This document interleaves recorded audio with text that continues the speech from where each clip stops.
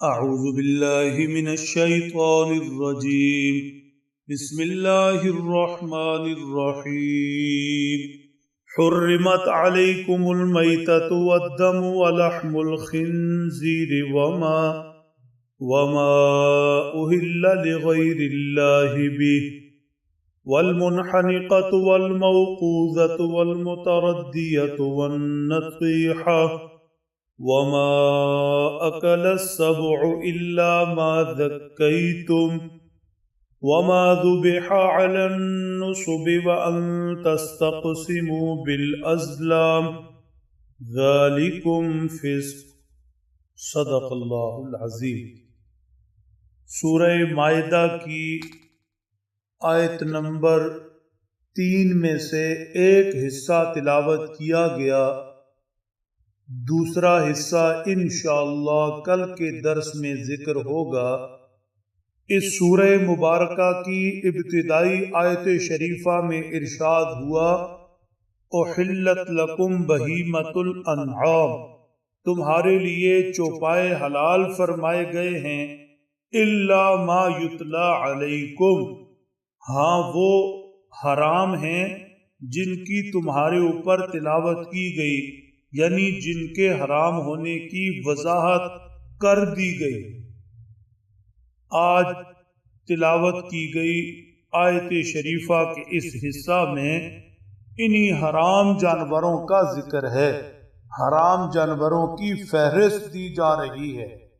ارشاد فرمایا حرمت علیکم المیتہ، تمہارے لیے مردار حرام ہے، یعنی بغیر ذبح کے مر جانے والا، چاہے وہ اپنی ذات میں حلال جانور ہی کیوں نہ ہو، گائے بھیڑ بکری اونٹ وغیرہ، لیکن ذبح کیے بغیر مر گیا تو یہ حرام ہوا، اس کا استعمال حرام ہوا.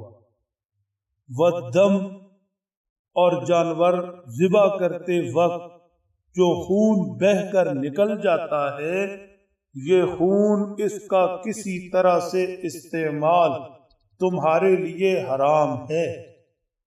وَلَحْمَ الْخِنْزِيرِ، خنزیر کا، سور کا گوشت تمہارے لیے حرام ہے.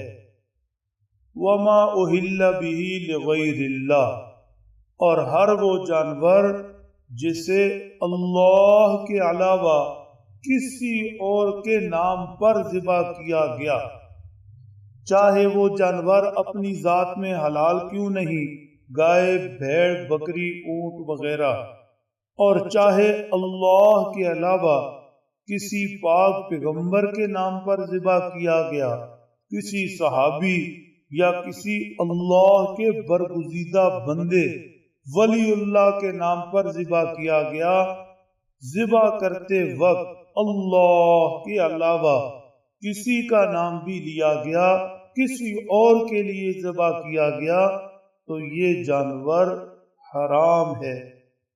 اس کا استعمال، اس سے نفع اٹھانا حرام ہے. والمنحنقہ، ہر ایسا جانور جسے گلا گھونٹنے سے مارا گیا، ذبح نہیں کیا گیا، اپنی ذات میں حلال ہی کیوں نہ ہو، یہ جانور بھی حرام ہے، اس کا استعمال حرام ہے.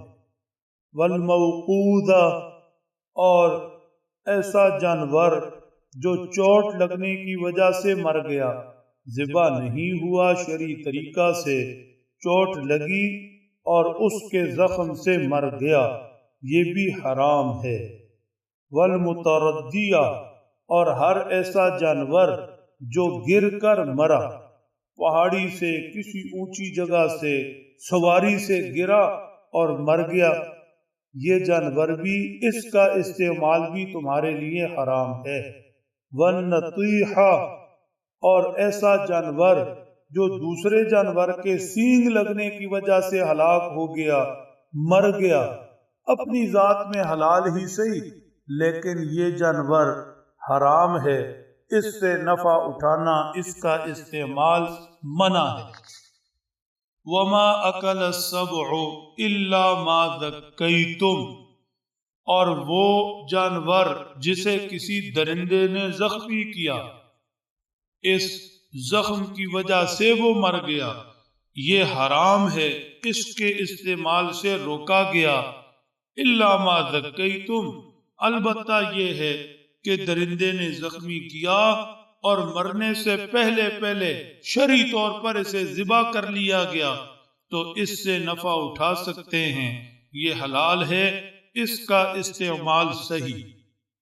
وما ذبح علی النصب، مشرکین نے بتوں کی تعظیم کے لیے بتوں کے نام پر مختلف جگہ مقرر کر رکھی تھی، اس جگہ فلاں بت کے نام پر جانور ذبح ہوگا، اس جگہ فلاں بت کے نام پر جانور ذبح ہوگا، بتوں کی تعظیم کے لیے ایسے نصب پر، ایسے تھانوں پر، ایسی مقررہ جگہوں پر جو جانور ذبح کیا جائے گا وہ حرام ہے، اس کا استعمال حرام ہے، عظمت اللہ کی ہے۔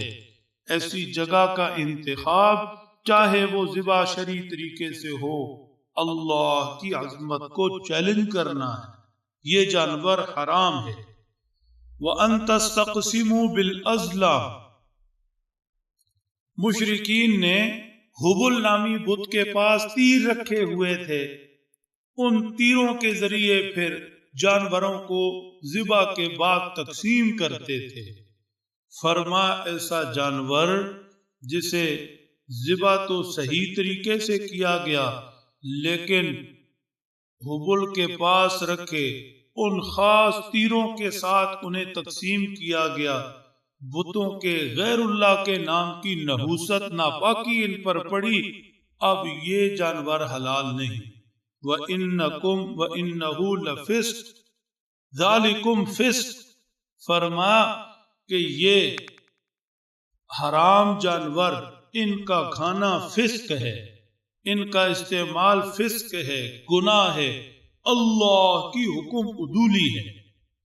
اگر کسی نے کھا لیا تو توبہ سے معافی ہو سکتی ہے، لیکن اگر کسی نے ان میں سے کسی چیز کو اللہ کے حرام فرمانے کے بعد حلال سمجھا تو یہ ایمان سے محرومی ہے، یہ ایمان سے محرومی ہے۔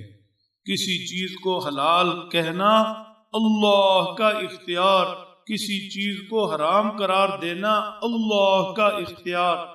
اللہ نے تو اپنے پیغمبر صلی اللہ علیہ وسلم کو بھی اس چیز کی اجازت نہیں دی کہ جو چیز حلال ہے آپ کیسے حرام قرار دے سکتے ہیں۔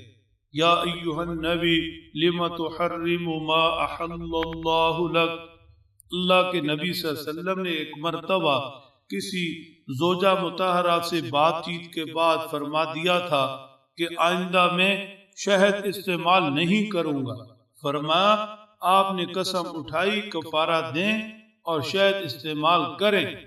چیزوں کو حلال قرار دینا اور حرام قرار دینا یہ اللہ کا اختیار ہے۔ اللہ سمجھ دیں، عمل کی توفیق بخشے۔